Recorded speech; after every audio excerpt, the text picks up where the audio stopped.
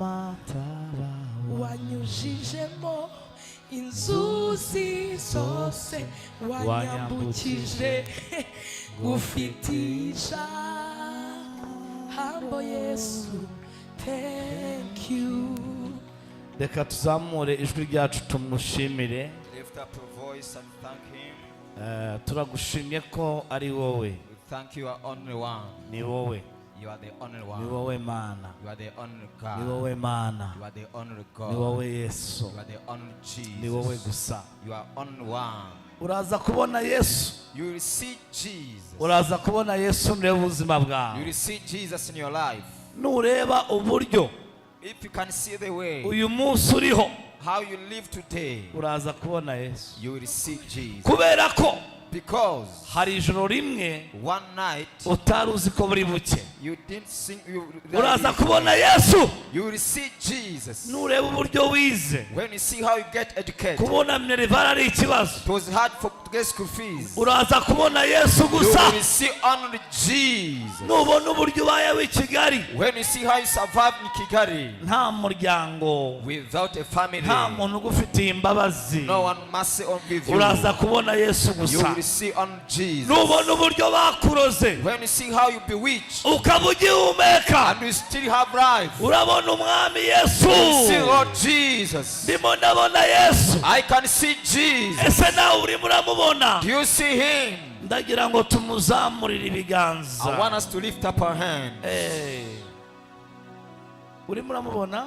Can you see him? Uramubona mu buzima bwawe? Can you see him in your life? Bari bavuze ngo uyu mwaka ntugomba kuwusoza, They will say you not end this year, ariko so bafite ijambo rya nyuma. but they are the ones the last one. Hari Yesu wahabaye. Jesus has given them. Baguteze uburozi, They betrayed him. ariko Yesu arahaboneka. Jesus show up. Mu muryango iwawe In your family members, ibintu byari byanze, things were tough. Yesu araseruka, Jesus come up, araboneka. was shown up. Nubona uburyo wambaye, When you see how you clothe, urabona Yesu gusa. you will see on Ntabwo ari Jesus. diplome yawe, Not your diploma, ntabwo ari amashuri not your yawe, education, si imiryango yawe, not your family, si icyubahiro cyawe, not your honor. ni Yesu gusa. Only Ndagira ngo Jesus. duhaguruke, nimba unarwaye umuhobere. I want us to stand up and hug Vango Jesus. ndaguhobeye Yesu. Say, I hug you, Ndimo Jesus. ndumva Yesu hano I ha. feel Jesus in this place. Ndimo ndumva ukubaho kw'Imana. I feel the presence of God. Ndimo ndumva imbaraga I z'Imana. feel the power of Ndimo God. ndumva intsinzi yo ku I musaraba. feel victory from the cross. Ndimo ndumva dayimoni aburizwamo. I feel demons defeated. Ndimo ndumva izina rya Yesu rihabwa icyubahiro. I feel the name of Jesus glorified. Ndimo ndamwumva. I can feel him. Lesike bai. Glory to Jesus. Rome ezangeli by phone. Yes, Lord. Hiya aizomingi di by phone.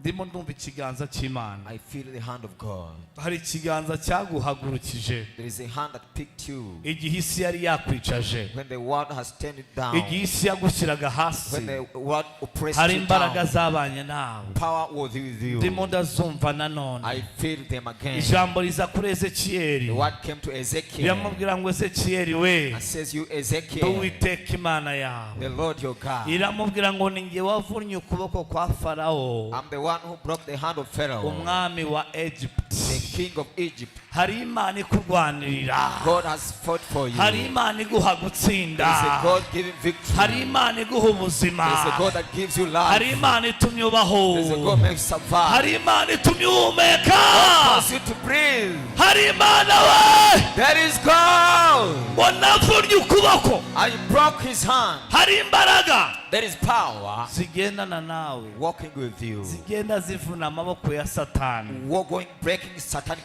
ziburizamo hands, imigambi y'umwijima. stopping plans of the enemy. Cya gihe uryamye When you are asleep, kwa muganga to the hospital, utazi ko uri bubyuke, not knowing how, cya gihe utari uzi ko buri buke, you didn't know how you're going to survive. rya joro ryakubereye ribi, That bad night for you, hari Imana yahaserutse, God show up there. hari Imana yahabaye. Because God was there. Cya gihe wari upfuye, When you're about to die, imiryango y'ikuzimu yafunguwe, head was opened up for you. hari imana There yahabaye is God who was there. iramubwira ngo ni jyewe Told him, I'm the one wavunnye ukuboko kwa farawo. who broke the hand of Pharaoh. Data, ntubona ko ari imana yahabaye? Don't you see that it is God who Ntubona was ko ari there? yesu wahabaye? Don't you see it is Jesus who was there? iramubwira ngo nje kuvunana ukwa kabiri And he told, I'm coming to break the kwari second gusigaye that was left, kurimo inkota. that has the sword, hari ubutabazi bw'imana, the help of God, hari intsinzi y'uwiteka. victory of the Lord. zamuramo ijwi ryawe, Lift up your voice. tangira usenge mu mbaraga. Begin to pray in power. imana iguhaye sapoti, God is going to support you. imana iguhaye imbaraga, God is giving you power. imana iguhaye intsinzi nanone. God is giving victory again. senga senga senga Pray, senga pray, pray, pray, senga senga senga. pray, pray, pray, pray. ntabwo ndaryumva isengesho I ryawe. cut your prayer. senga mu ijuru babyumve, Pray for heaven, hear from you. hano mu rusengero tubyumve, Church, we need to hear from you. ikuzimu babyumve. From here, they may hear you. ugiye gusengera iki? You are going to pray for what? ugiye kuvuna ukuboko kwa kabiri You are going to break the second hand kwari gusigaye that was left k'umwanzi wawe. of your enemy. ugiye kumwambura You are imbaraga. going to take his power. sa nk'uzamuramo isengesho Lift gato. up your voice and pray. senga nshuti yanjye, Pray, my friend. senga mu mbaraga, Pray in power. senga mu mavuta. Pray with the anointing. ibintu kubita hasi, Break something down. kubita kubita kubita kubita kubita kubita kubita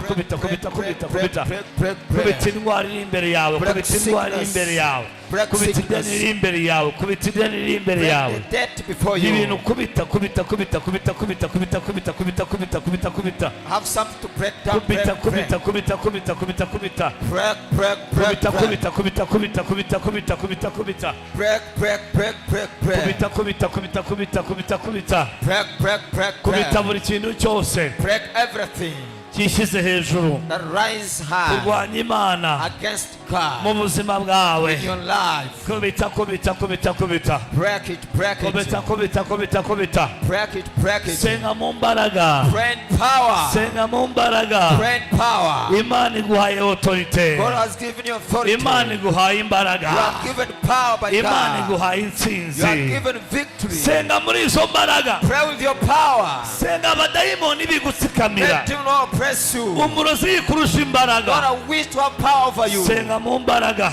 Pray in power. senga mu mavuta, Pray with the anointing. senga mu mbaraga, Pray with power. senga mu mavuta, Pray with the anointing. senga mu mbaraga, Pray with power. senga mu mavuta, Pray with the anointing. senga mu mbaraga, Pray in power. senga mu mavuta. Pray with the guma anointing. muri izo mbaraga, Remain the same senga power. mu mbaraga, Pray with power. senga mu mbaraga, Pray with power. senga mu mbaraga, Pray in power. senga mu mbaraga, Pray in power. senga ugendagenda. Pray as you move. shekeregedegede Reketereba. ragabagadaba Randerebos. shandabaraba Zandeketereba. lokotokozo Rokotereba. zomolabaya Zenderebra. lekeregedebo Reketerebra. masangabaya Masetekete. mazongolobo Mazodorobo. masengedeba Maseketereba. mazomboriba Mandereblos. zolebradozai Zodokotereba. lamekotaizo. Randeketerebrus. Pray, pray, pray. Senga, senga, Pray, senga. pray, pray. Senga, senga, senga. senga ibintu bigiye guhinduka, Pray things are going to change. senga imivumo iravaho, Pray curse are going to leave. senga ibyago biravaho, Pray evil are going to leave you. senga senga Pray, pray. senga uhamagare yesu. Try and call upon Jesus. kubita ikintu cyose Break everything kiri imbere yawe in your life kitazanywe has n'uwiteka. not come not by God. kubita buri kintu cyose Break everything kirwanya famiye yawe, fighting your family. kubita buri kintu cyose Break everything kirwanya ubuzima bwawe, fighting your life. kubita buri kintu cyose Break anything kirwanya imibereho yawe, fighting your life. kubita buri kintu cyose Break everything kirwanya ibiganza byawe, fighting your hand. kubita buri kintu cyose Break anything gituma utakira, that cause you not to kubita buri receive. kintu cyose Break anything gituma utagira ijambo, that cause you not have a kubita word. buri kintu cyose Break everything gituma udakomera mu that mana. cause not strong in God. kubita kubita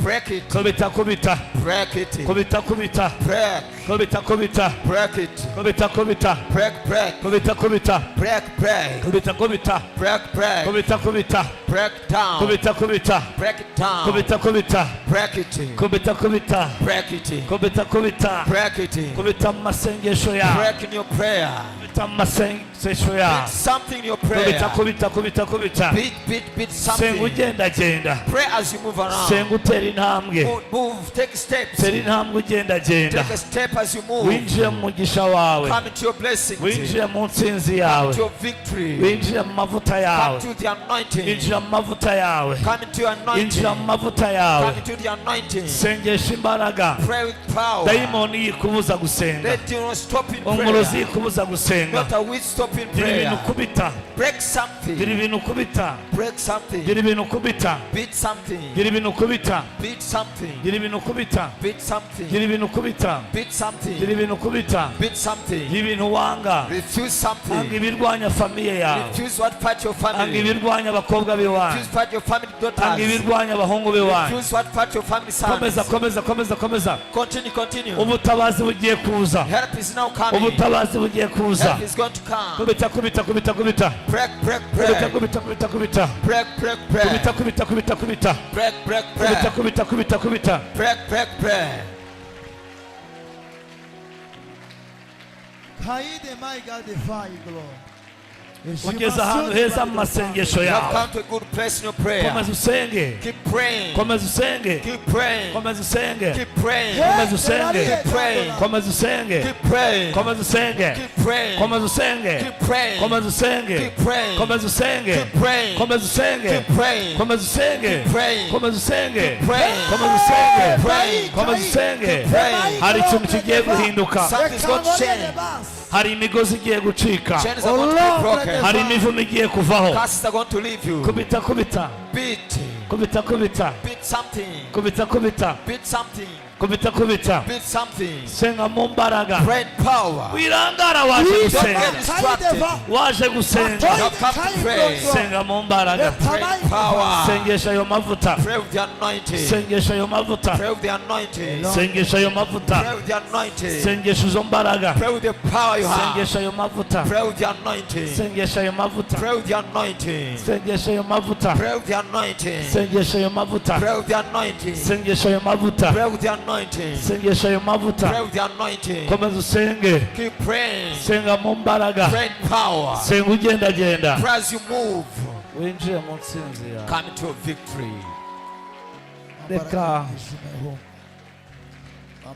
Reka tuzamure ibiganza, Let's lift up our hands. Yesu yahageze. Jesus has come down. Abari bicaye mwihangane gato cyane, mbasabye iminota mike People who are seated, please, can you stand up for a few minutes? duhagurukire umugabo bita Yesu Kristo. Let's stand up for a man, Jesus Christ. Yageze muri iri He teraniro. has come this meeting.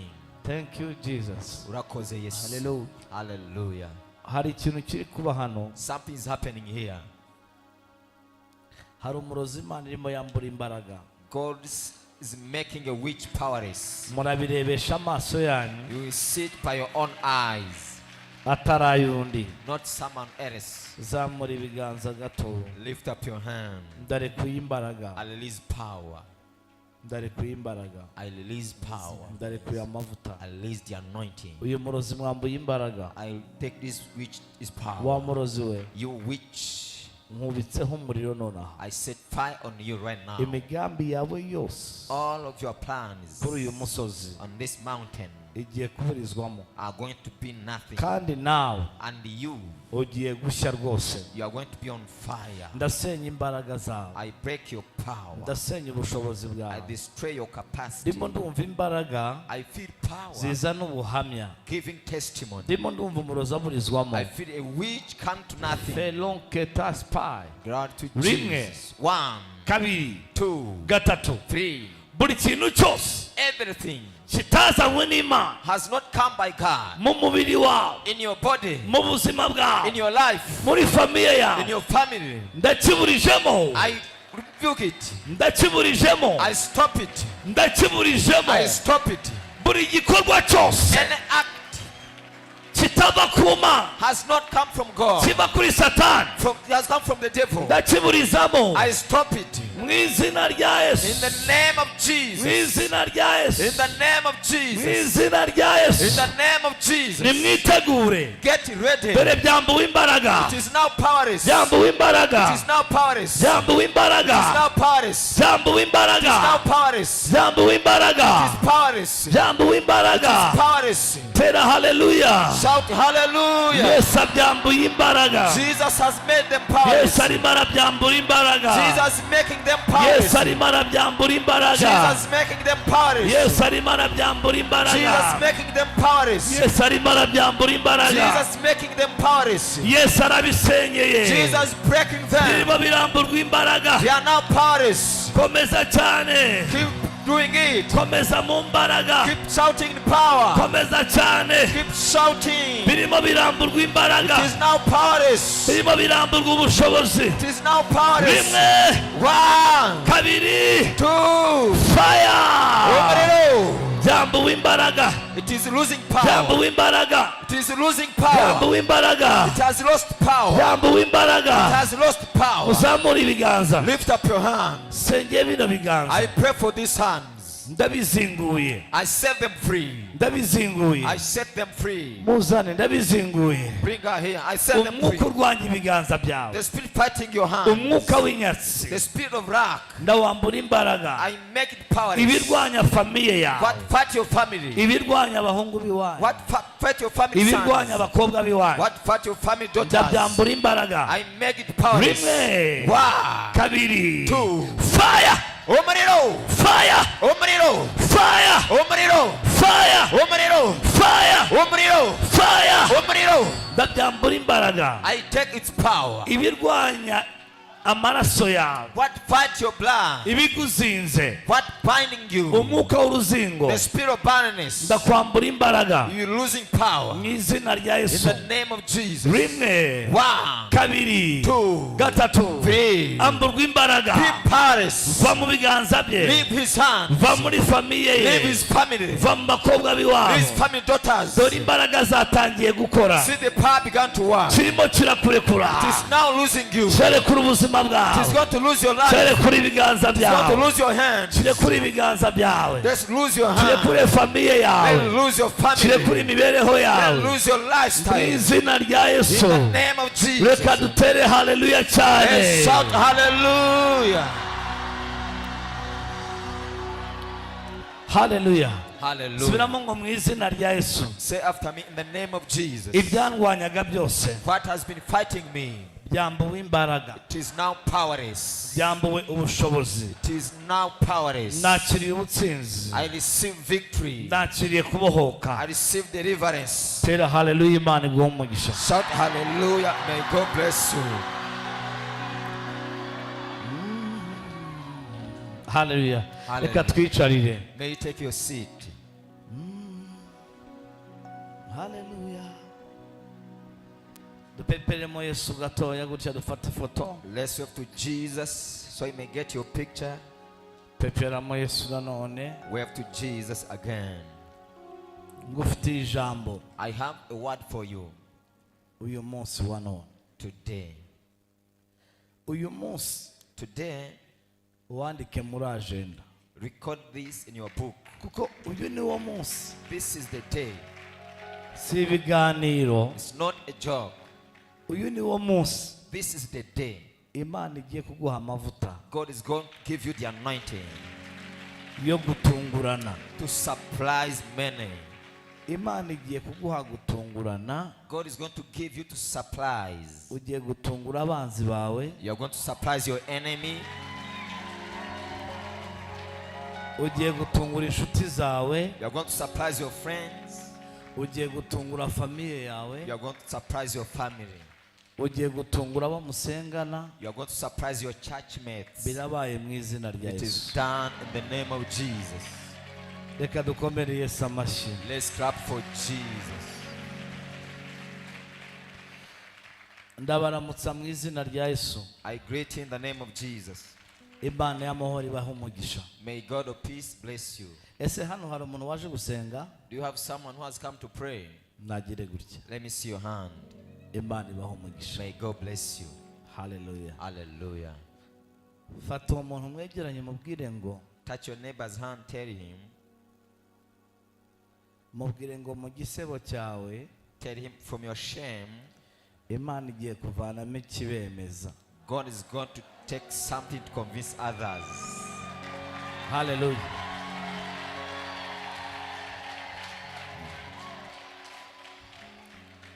Fungurira mbanze ninywera amazi gatoya ubundi mabwire. Let me first take some water, then I'll tell you. Imana igiye kuvana ikibemeza mu kimwaro cyawe. God is going to take convincing testimony from your shame. Cya kindi That one cyatumye umwara that caused you to be ashamed, abantu bakabimenya and people knew it, ukagerageza kubibahisha ariko bakanga tried to hide, but they saw it. bakabimenya They came to know it. ntumenye uko babimenye. You didn't know how they come to know. Imana igiye kuvanamo God is going to bring ikintu kibemeza a kigitangaza. convincing Hallelujah. miracle from your shame. Hallelujah. Hallelujah. Abantu basebye nibagire batya, Let me see people who got ashamed.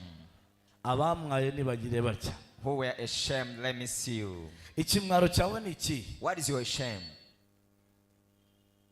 Ni amagambo abantu bavuze. There are words people spoke. Ni amagambo. They are words. Ni amagambo. Are they just words? Ariya magambo bakuvuzeho. Those words people spoke against you. Nubwo uzi ko baguhemukiraga, As you feel they hurt you, ariko Imana igiye kuyakoresha but God is going to use them Whoa! iyavanemo igitangaza cya. and take Hallelujah. your miracle from them. Mu buzima, In life, ukeneye you need. iri jambo nibabwire neza. Let me say this. Mu buzima In life, ntugatinye abantu bakugirira ishyari, fear not people with jealous on you. kubera ko abantu bakugirira ishyari Because people are jealous with you. nibo bantu bonyine bazi ko ubaruta. They are the only people that they knew are better than them. Whoa! Hallelujah. Hallelujah. Ntutinye Fear not. abantu bakugirira ishyari nibo bantu bonyine burya baba bazi ko uri umuntu ukaze. People with jealous, they are the only ones who know that you are a strong man. Jya ubagurira fanta ikonje, Buy soda for them. nimubuhura ubahe na chance nta kibazo. When you meet, hug them. Ubabwire ngo muri abantu b'umumaro. Tell them you are useful people. Mu buzima bwawe In your life, ukeneye penina. you need penina. Ukeneye nde? You need who? Penina. Kandi wowe ntabwo umukeneye, And for you, don't need him. ariko Imana ikabona ngo anakeneye penina. But God can see and needs penina. Ukeneye You need ikintu umuntu uhangana nawe Satani amukoresheje cyangwa se umwuka wagerageza kurwanya. You need someone who's fighting with you. Kubera ko Because mu ntambara zawe in your battle, niyo esikariye that is the stepping stone ikugeza ku butsinzi buzaza. taking you to the next victory to come. Whoa! Hallelujah. Hallelujah. Buriya Ana iyo atabona penina, If Anna couldn't see penina, iyo atabona nde, if he could not see penina, ntabwo ari gusenga n'imbaraga. he could not pray with power. Buriya Yosefu iyo bene se batamwanga, If Joseph was not betrayed by his brothers, ntabwo amasezerano ye yari gusohora. his promises were not come to pass. Kuko amasezerano ye Because his promises, bagombaga kumwanga, they had to betray him, bakagerageza kumwica, trying killing him, bakamugurisha and sold akajya him muri Egypt. to Egypt. Yagombaga guhura na muka Potifari. He had to meet with the Potiphar's wife. Hari ibintu wanga guhura nabyo, There are things you refuse to meet with, Imana ikemera kuhura nabyo, but God can allow them to come kubera ahantu Imana irimo kujyana. for where God is taking you. Noneho ntiwongere gutinya ikibazo cyawe, Then fear not your problem again. ntiwongere gutinya intambara zawe, Fear not again your challenges. kubera yuko Because niyo esikariye yonyine. He's the only stepping stone. Imana irambwiye ngo niyo esikariye He's the only stepping stone. yonyine, Only one. nta yindi. not any other. nimba ari umuntu ukuroga, If it is someone bewitching you, nimba if ari ukurwanya mu kazi, someone fighting to your place of work, nimba ari ukurwanya mu rushako rwawe, if it is someone fighting to your marriage, nimba ari umuntu ugusenya, or someone speaking evil against uriya you, muntu arakenewe. that person is needed. Agize ate? He is what? Arakenewe kugira ngo ujye muri Egypt. He's needed for you to go down in Egypt. Nta n'ubundi buryo wari kuzahagera. There is no any other way to get there. Ndimo ndabona ikibazo cyawe. I can see your challenge. Ni nk'umuntu uhagaze kuri rasoro. It's like someone who is standing. Ni rasoro igiye kugutumbagiza. It's going to shift you ikakugeza ku mugambi w'Imana. into the plan of God. Twahaye Imana icyubahiro. Can we give glory to God? Imana kandi And then God, irambwiye ngo yabyambuye imbaraga zikwica. He has told He's going to take power to kill you from there. Ngo ntugire ubwoba. Then fear not, kuko yabyambuye imbaraga zikwica. for He has taken power to kill you from there. Ibisigamo ubuhamya bwawe bukomeye. He left your testimony amidst of your challenge. Bwira mugenzi ngo nta mbaraga bigufiteho. Tell your neighbor, they have no power on you. Wongera urebe undi umubwire ngo niyo esikariye. Tell the next one, say, that is your stepping stone. Wongera ubwire undi umubwire ngo niyo nzira. Tell him that is the only way. Bene se baramwanga. His brothers betrayed him. Bega ibintu bibishye. What sour thing? Kwangwa na bene so. Being hurt by your brothers. Ikigeragezo cyo hanze ni igisanzwe. The challenge of outside is normal. Ariko umuntu wese yifuza ko aho ataha, But if someone wants to why he's coming home, aharuhukira. can get rest from there. Joseph yo yitsamuraga. When he will say something, Ntago bamubwiraga ngo urakire. they didn't say sorry. Baramwangaga, They would hate him. baramurwanyaga, They fought him. bamucishaga bugufi. They would oppress him.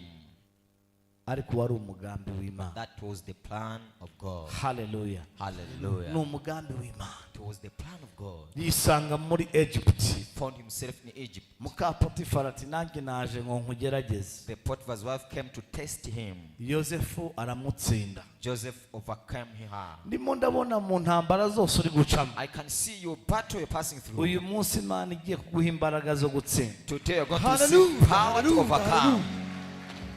Ntabwo uzatsindwa, You'll not be defeated. ntabwo uzakorwa n'isoni. You'll not be ashamed. Nunagera igihe When it comes to a point ugasa n'ugiye gutsinda, and looks about to be defeated, uzavuge ngo hari umuhanuzi Imana yantumyeho. say, God has sent a prophet to me Arambwira ngo singomba gutsinda. and told me no need of failure, Arambwira ngo ngiye gutsinda. that I'm going to Kandi overcome. reka natangiye guhanura. I begin to prophesy.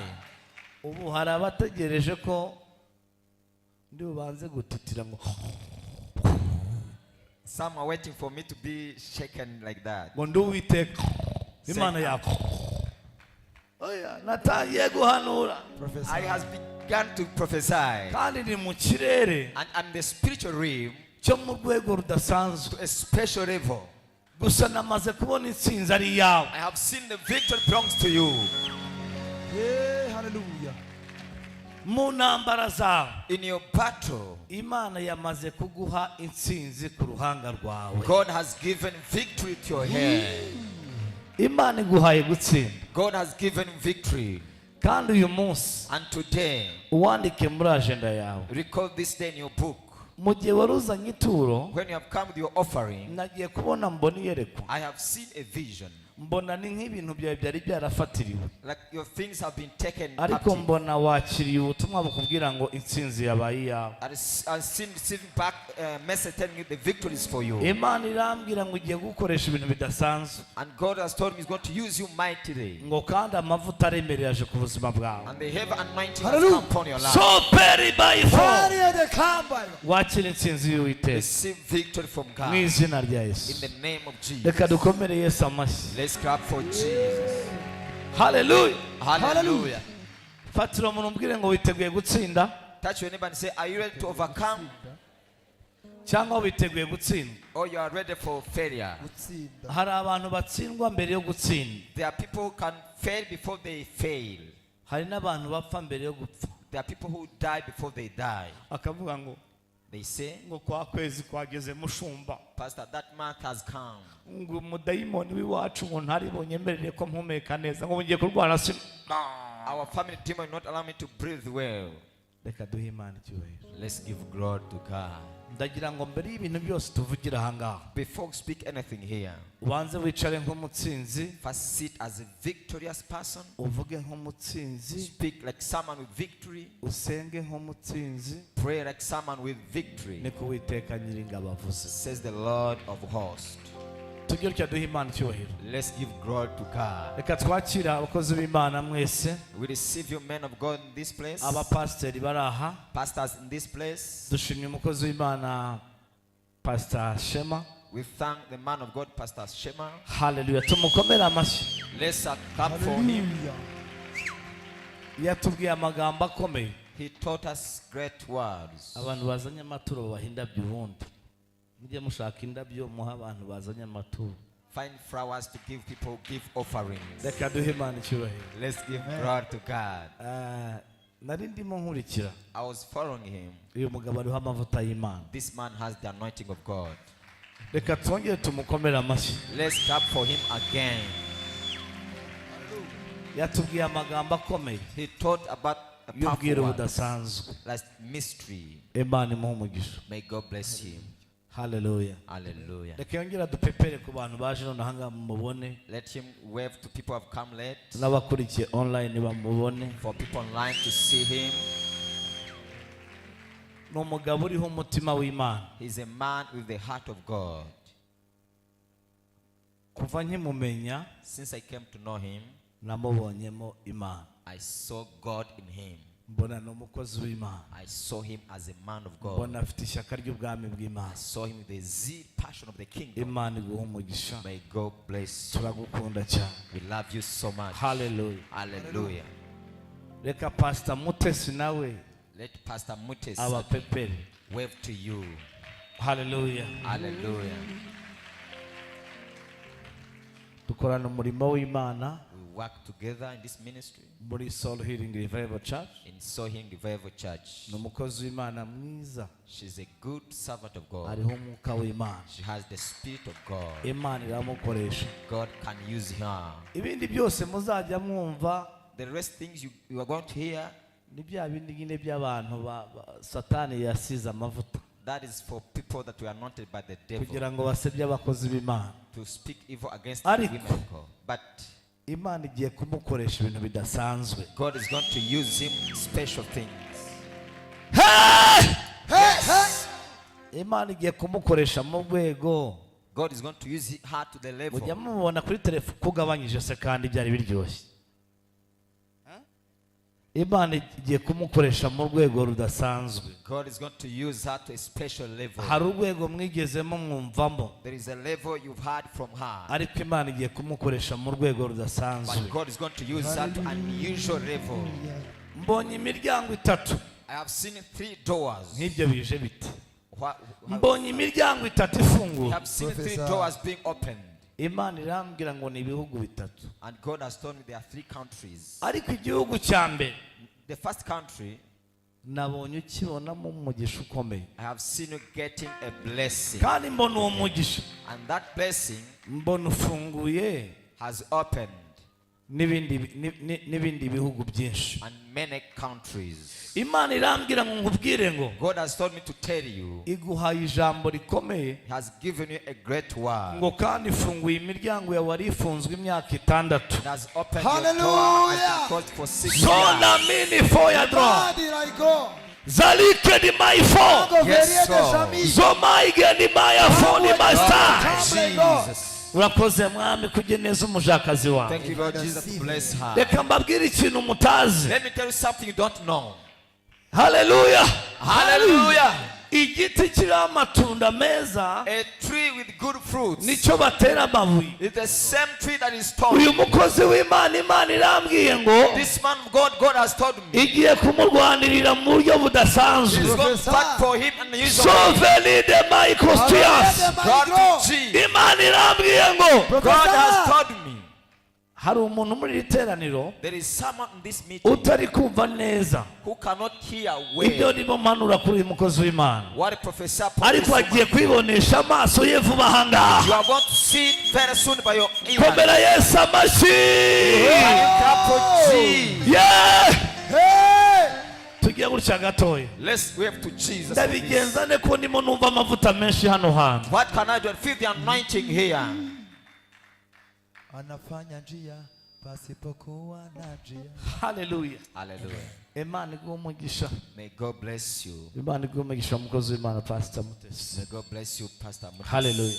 Hallelujah. Mu gihe gito cyane, In short time to come, muri kuno kwezi, in this month, mugiye kubona ikintu kigiye guturika muri we. you are going to see something bursting out of her. Ari ikintu kigiye guturika kimeze nka grenade. Something is going to burst like a grenade. Pa! Bursting Muri we. out of her. Imana iguhe umugisha. May God bless you. Reka duhe Imana icyubahiro. Let's give glory to God. Hallelujah. Hallelujah. Reka Pastor Judith nawe ahaguruka abapepere. May Pastor Judith wave to you.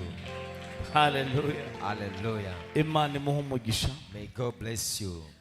Hari umuntu bambwiye ngo turasa, They told me there's someone we look together. ariko We look like. ubu nsigaye murusha ibiro. But now I'm heavier than him. Kera twanganyaga ibiro, Many years you had the same weight.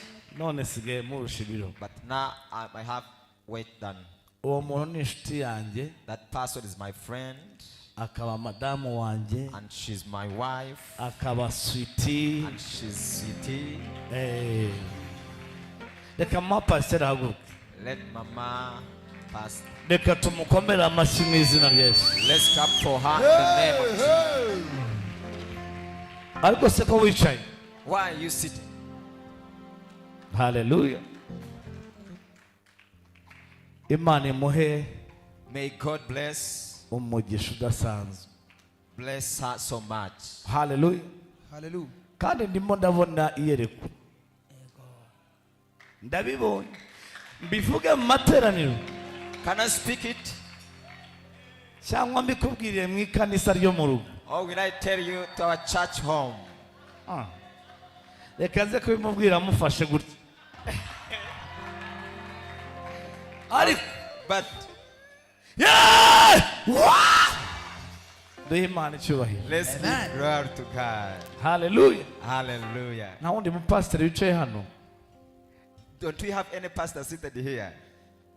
Abakozi b'Imana ni abantu bo kubahwa. Men of God are people with respect. Turi kumwe n'undi mukozi w'Imana We are with another servant of God guturuka Uganda, from Uganda. akaba ari mu bantu bafonze protocole yo mu rusengero rwacu bwa mbere. And he's one who made the first usher of our church. Yitwa Uwineza. Reka haguruka abapepere. She's Uwineza. Let her stand up and wave. Oh! Noneho And then ejo bundi mu giterane cy'i Bugande, to the conference you have in Uganda, n'ubundi azaba ari mu bantu bayoboye protocole. should be among the people who are ushered there. Hallelujah. Reka tumukomere amashyi mu izina rya Yesu. Let's clap for her in the Hallelujah. name of Jesus. Gira gutyo uhe Imana icyubahiro. Do like this and give glory to God. Ese murahari? Are you here? Muri mu mavuta? Are you full of the anointing? Ka tugiye gutya turebe. Let me see you. Yego. Beti wakwicaye hariya. But can you be seated there? Ko mbona Recho yadukwebye. Recho ari hehe? Mbwira mugenzi wawe ngo isaha yawe yageze. Tell your neighbor your hour has come. Ibintu byaha rero ni vitesse. The things of here is about gear. Muturebere ko umuriro urimo uhagije. Please look for electricity bill. Tutaza kuzura umwuka ngo umuriro wagiye. For not full of the spirit, then the fire will go. Ibyacu ahangaha ni vitesse. Things of us here is about gearing. Vitesse ya mbere turacyari muri rimwe. We are still the first gear, Nabwo ntabwo turayishyiramo neza. not yet in. Mukanya ni kabiri, Shortly we got the second, gatatu. the third one. Hari undi muntu wariyoboye. Someone else. reka mino haguruka abapepera. Hallelujah. Let her come and wave to you. Amen. Amen. Imana imuhe umugisha. May God bless her. N'umugisha. Tereza uragiye heza. Ukomeye kumenya Yesu n'umugisha n'umugisha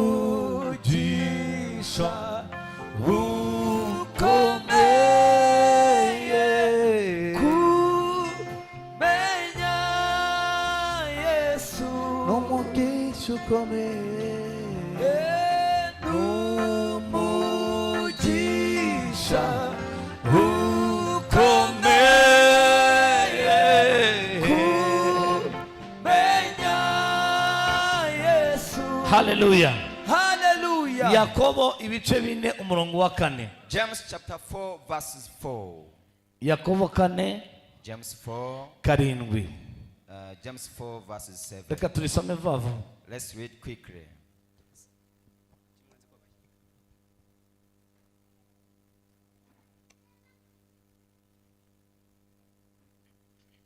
Ngiye kubabwira imyuka 5 irimo ikorera mu itorero.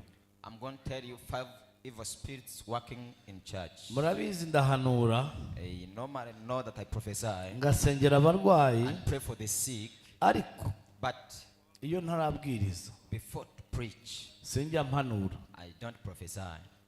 Hallelujah. Hallelujah. Iyo ntari mvuga ijambo Before, ngahanura after preaching and prophesying, cyangwa nkasengera abarwayi, or I pray for the sick, mba numva ntanze ikintu kituzuye. I feel giving something not full. Ariko iyo usomye ijambo, But after reading the nk'ubu word, natangiye kwerekwa but ahangaha. now I have got vision from this Ndaje side. mbaha amakuru. I'm coming to give you Abahangaha. information. People of this Ndaje side. mbaha amakuru. I'm coming for your information. Abahangaha. People from this side. Ndaje mbaha amakuru. I'm coming for your information. Hallelujah. Hallelujah. Reka duhe Imana icyubahiro. Let's give glory to God. Twagiye. Let's go. Ni ijambo dusanzwe twumva. This is the usual word. Yakobo 4:7. Nuko rero mugandukira Imana ariko murwanye Satani nawe azabahunga. Ongera usubiremo. Nuko rero mugandukira Imana ariko murwanye Satani nawe azabahunga. Mwegera Imana nayo izabegera. Amen. Nuko rero mugandukira Imana, Submit to God.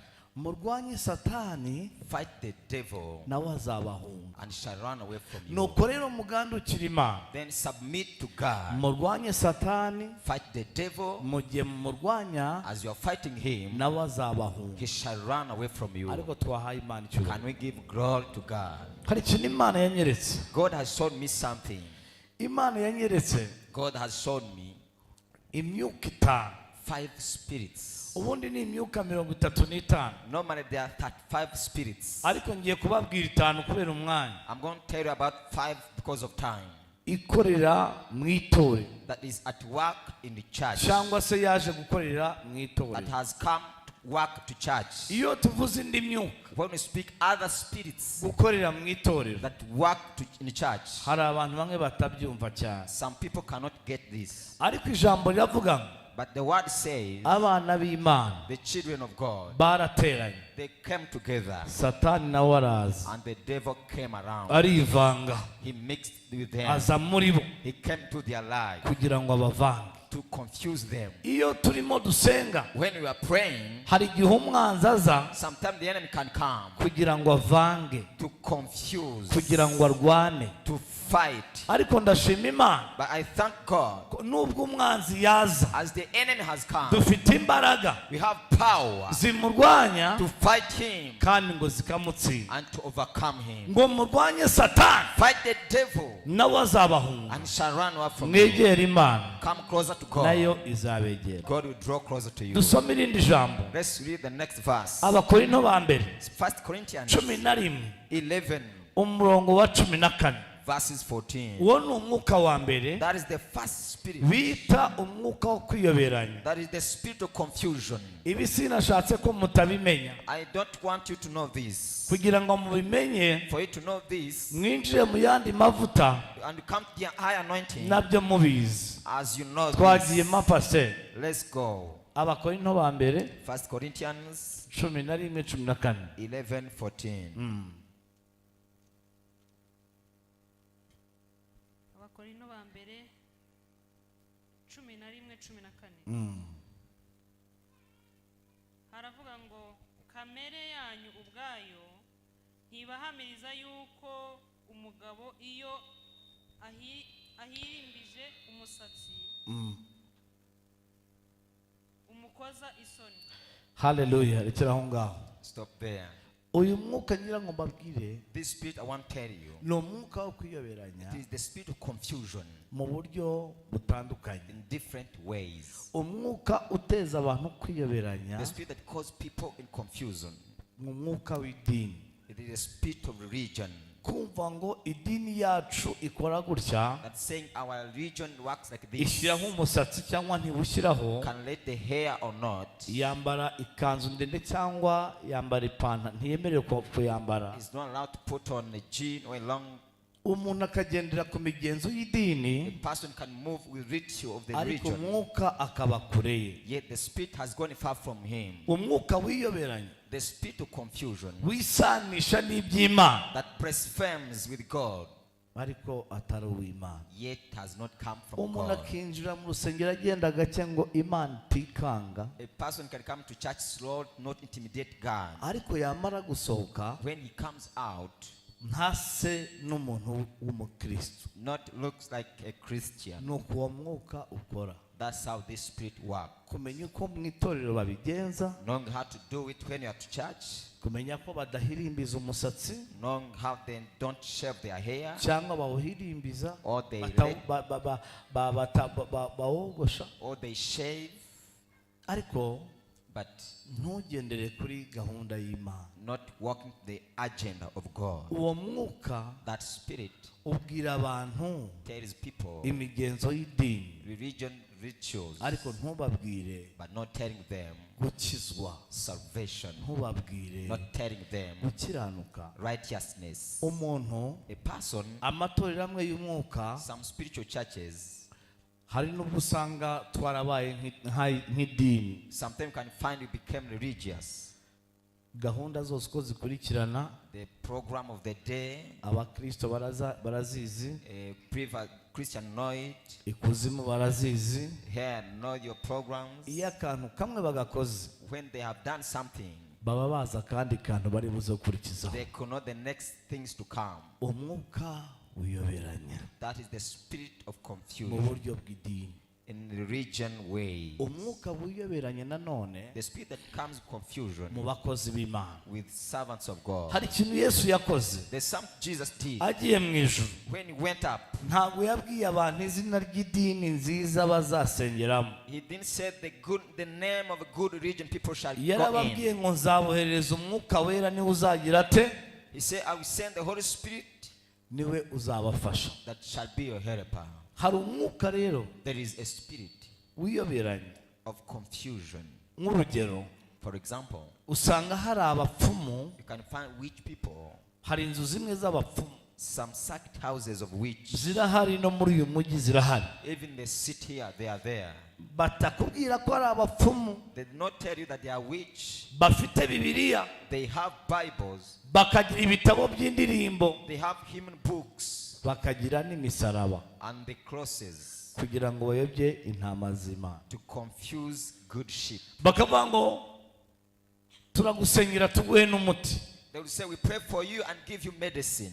Iyo wagiye gusenga If you have gone to pray ugacuruza n'imiti, and you said medicine, uba wamaze gucanga ibintu. you have confused things. Bo muvuzi gakondo I'm a traditional doctor, cyangwa ube umunyamasengesho, or be a traditional doctor or a prayerful ube man. umupfumu Be a witch cyangwa ube umuhanuzi. or be a prophet. Barahari rero muzabumva. You will see them, they are there. Baba bavuga abakristo ngo mana we, They will say, oh God, uriya muntu ni ukuri ngo arasenga akaguha n'imiti. that person pray and give medicine. Reka mbabwire umuti w'abanyamasengesho. Let me tell you the medicine from prayerful Umuti people. w'abanyamasengesho The medicine from prayerful ni people. izina rya Yesu. It is the name of Jesus. Biravuga ngo nta rindi zina twaherewemo gukira The Bible said there is no any other name we are given uretse izina rya Yesu. apart from the name of Jesus. Biravuga ngo Satani yigira marayika w'umucyo. The Bible says the devil can turn to the angel of light. Ubundi Satani Normally the devil, niwe wenyine he's the only one wangwa that can be hated n'abantu bose by many people. n'abamukorera bakamwanga. Even his servants hate him. Satani Devil, kugira ngo akore, for him to work, kugira ngo afate isi, for him to conquer the world, ariyoberanya. he can blaspheme. Aza yambaye ishusho y'abakozi b'Imana, He can come the image of servants of aza God. yambaye ishusho yo mu murimo w'Imana, He comes with the image of the work of kugira God. ngo ayobye benshi. For him to lead many people astray. Agira ate? To take many people astray. Ubu hari abantu bamaze gukora ibihango n'abadayimoni, There are people who have made covenants with demons. babaciye indasago, They have made cuttings in their body. yagiye mu bashwezi. He went to evil people. Hari abantu bagiye mu barangi, Do you have people who have gone to, mutarakizwa mugire mutyo. before you get saved? Let me see if I've gone to evil people. Oh, muri abakristo mwese, nyagasani Yesu abane namwe, May the Lord Jesus be with you. nawe kandi muhorane. Haleluya. Hallelujah. Noneho And then hari n'ubwo usanga bakubita utuntu tw'utugoma, you can find them beating some drums, bafite bimeze nk'ishapure, having things like chains. ukagenda You can walk, mu kandi kanya and the next time bakaguca indasago ngo barakubatiza, they can cut you as their way of baptism. ugasanga amaraso yawe You can find your blood uyatanze ku myuka mibi. has given to evil spirit. Kuko biravuga ngo nta rindi zina twaherewemo gukira The Bible said there is no any other name uretse izina rya Yesu who are gusa. given apart the name of Jesus. None se abantu basenga abamarayika, But people who worship angels ngo abamarayika b'Imana, are the angels of God, ngo abo mu nyanja, angels from the sea, ngo abo mu butayu, mu birunga. angels from volcanoes. Bwira mugenzi ngo ntuzigere usenga umarayika n'umunsi n'umwe. Tell your neighbor, never worship an angel even a single day. Bibiri igaragaza abamarayika The Bible shows the angels aho bagiye bamanuka kenshi, when they came down, baze ku isi, they came to the earth. abantu bapfukama When people bow down, bakababwira ngo ndi umugaragu mugenzi wawe. they told them, I'm the same servant like Bibiri you. avuga ngo abamarayika bayo The Bible says your servant yabagize imyuka has made them spirits iyikorera, that work to God. ngo ariko twebwe But us, yatugize ibirimi by'umuriro. we are given, we are become flames Rero of twebwe fire. ntabwo dusenga abamarayika, For us, we don't worship angels. ahubwo Yet, dutuma abamarayika we can use angels. tukababwira ibyo bajya kudukorera, We will tell them to what to do for us. kubera yuko Because nimba Imana ari umuriro, if God is fire, natwe tukaba turi umuriro, and we are fire too, tukaba dufite umuriro, and you have fire, ntabwo twemerewe gusenga abamarayika. we are not allowed to worship angels. Biravuga ngo nuko rero ubwo dukorana nayo, The Bible says, as we work together with Him, turabinginga rwose we beseech you, kugira ngo mudahabwa ubuntu bw'Imana kubupfusha ubusa. not given the grace of God in vain. Bwira mugenzi wawe Tell your neighbor, ngo dukorana n'Imana. we work together with God. Haleluya. Hallelujah.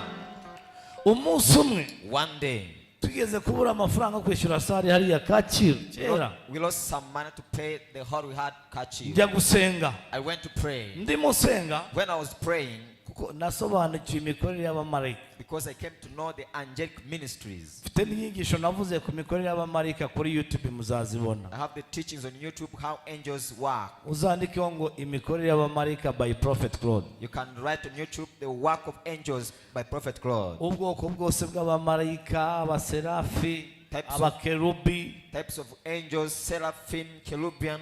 buri zina ry'abamarayika narivuzeho I spoke about the name of angel. nasobanukiwe ko I came to know mu buryo bw'Imana in divine way ntagomba gusenga abamarayika I should not pray for angels. ahubwo Yet ushobora gutuma abamarayika I can send angels kumfasha ibyo bakora to help me ibyo nshaka what I need. ndimo senga As I pray, umwuka aranyobora the Spirit led me. ndavuga ngo mu izina rya I Yesu say in the name of Jesus. ndatumye marayika w'Imana I send the angel of the Lord ushinzwe ubutumwa in charge of messaging. haleluya Hallelujah. duhe Imana icyubahiro Let's give glory to God. ntumye marayika Gabriel I said the Gabriel angel agende go anzanire amafaranga and bring some mu money izina rya Yesu in the name of Jesus. maze gusenga After praying, mpamagarwa n'umuntu someone called me, arambaza ngo urihe asked me, where are you? ndamubwira ngo ndahana I say, I'm somewhere here. arambwira ngo tukuzaniye ituro n'umugabo wanjye He told me, you have come with your offering, me and my wife.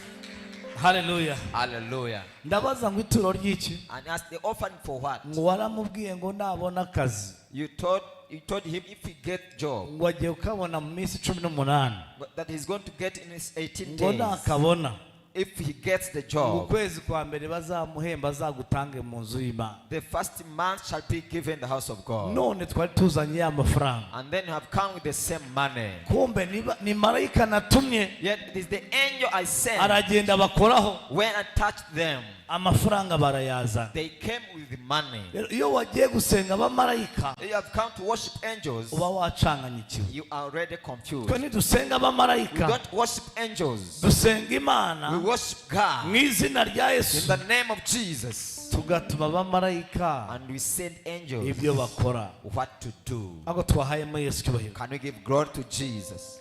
bwira mugenzi wawe ngo Imana igiye gukora ikintu kidasanzwe ku buzima Tell bwawe your neighbor, God is going to do something unusual upon your life. haleluya Hallelujah. abamarayika turabatuma We can send angels. iyo myuka rero impamvu ushaka kuyibabwiraho ngiyi The reason I want to talk about those spirits, abantu benshi many people, bafite ibyago they had trouble. bafite ibyago They have trouble. bafite amakuba They have challenges. benshi dusengera Many people we pray ahangaha in this place n'ahandi and other places. usanga bafite ibyago bikomeye Find they have great trials. n'ibyo binjiramo It's the things they come in. kandi bazi ko bagiye gusenga They have gone somewhere, yet knowing they have gone to pray. ugasanga umuryango wawe You can find your family. ukonekise n'imbaraga z'umwijima You have connected your family with the evil spirit. ugasanga uzanye abadayimoni mu bana bawe You find bring demons in your children. ugasanga uzanye imyuka mibi mu muryango wawe You can find bring evil spirit in your family. ugasanga ibyago n'ibyago You can find trouble ugasanga amakuba n'amakuba and challenges. kubera iyo mpamvu Because of what? kubera yuko Because umwanzi the enemy yariganyije ubuzima bwawe has taken your life bitewe n'ahantu wagiye gushakira ubutabazi through where you have gone looking for help. ugasanga umuntu aragiye You can find someone has iyo gone baguciye indasago when they cut your body. Bibiliya avuga ngo amaraso nibwo bugingo The Bible says the blood is the life. ugatanga ubugingo bwawe You have given your life through your mu blood myuka mibi to evil spirits. ugasanga iyo myuka iragukurikiranye And that spirit has come after you, ndetse ikurikiye nabo mu maraso yawe even to your people of the same blood. ko kenshi abantu bajya mu barangi Because many people who went to witch people, babatuma nabo mu miryango yabo bandi they send them to bring their family ugasanga members. umuryango wose You can find the entire family uteje ibibazo has caused trouble. ugasanga umuntu yigenderaga ari muzima Find someone is going well, ugasanga amaguru ye muzima arayafashe yet demon has caught his leg. yajya guhaguruka bika When you want to stand up, he cannot make it. yashaka kwigira mu kazi You want to go to work, kumbe yet ni ya myuka abantu bahamagaye they are evil spirit people called upon. satani aguhesha imoso The devil can give you the left mu ndyo hand harimo inyundo to the right hand with the arm kugira ngo agukubite to just beat you. ko biravuga ngo dore impano y'Imana n'ubugingo The Bible says the gift of God is life, ngo ariko impembo z'icyaha ni urupfu but the rewards of the sin is death.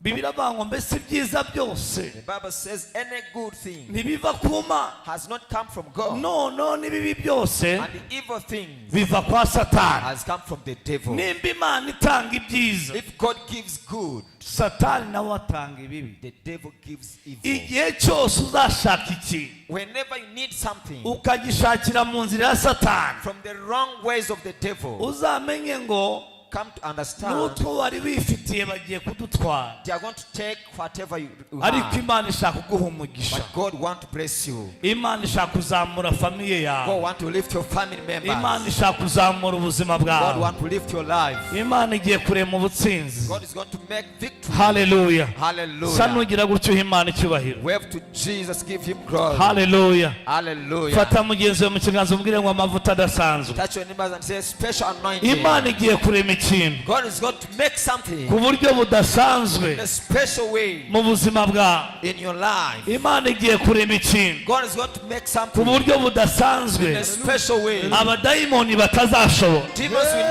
not attack. Reka tujye gucya duha Imana icyubahiro. Let's give glory to God. Haleluya. Hallelujah.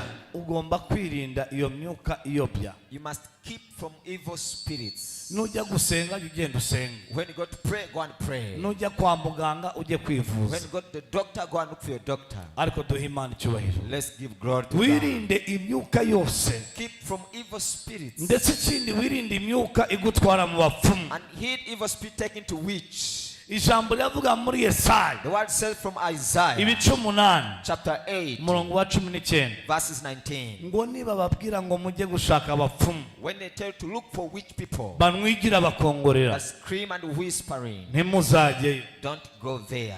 Ngo mbese ibintu by'abantu bazima Are the things of the living wabibaza abantu bapfuye? shall be found the dead people? Ariko twahaye Imana icyubahiro. Can we glory to God? Bivuga ngo iyo ugiye mu bapfumu When you go to witch doctors, uba ugiye kuba connected you are going to be connected n'imyuka mibi, with evil spirits imyuka y'ikuzimu, from hell, imyuka y'abapfuye. from the dead people. Uba ugiye kubaza abakurambere, You are going to ask from your uba ugiye ancestors. kwihuza n'imyuka y'abapfuye. You are going to connect yourself with the evil spirit who are dead. Ariko reka mbabwire, But let me tell you, Munsi aravuga ngo downward say, mbese abantu people ntibari bakwiye gusenga should not pray bakabaza Imana yabo. and ask from their God. Reka twige gusenga Let's learn how to pray no kubaza Imana. and to ask from Reka God. dusomere Prophet Claude.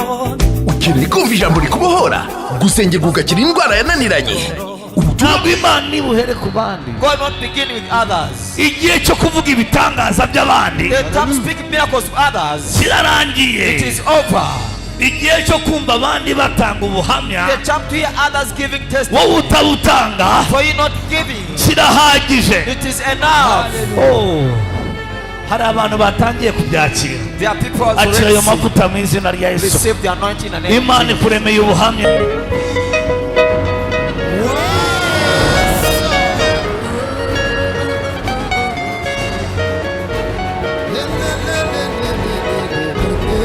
Amashyi kwa Yesu. Hand it up to Jesus. Haleluya. Hallelujah. Haleluya.